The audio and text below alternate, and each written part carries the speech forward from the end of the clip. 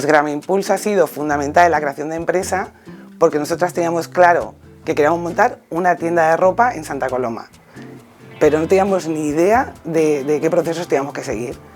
Entonces, en la creación de los estatutos, en cogernos la hora con el notario, todo, en todos los procesos, en todos los pasos que hemos ido dando para la creación de empresa, ha sido imprescindible la ayuda de Gramimpulse. Pues bueno, llevamos ya mucho tiempo en una situación de paro y habíamos sido madres y conciliar la vida laboral y familiar pues era complicada. Y quería pues ofrecer un tipo de tienda que no existiese, no sé, creo que lo estamos logrando, porque que venga la gente y que se sienta asesorada y atendida y que se sienta como en casa, es la idea que hemos tenido siempre, ¿no? Y la verdad es que nos lo han puesto muy fácil, estamos encantadas.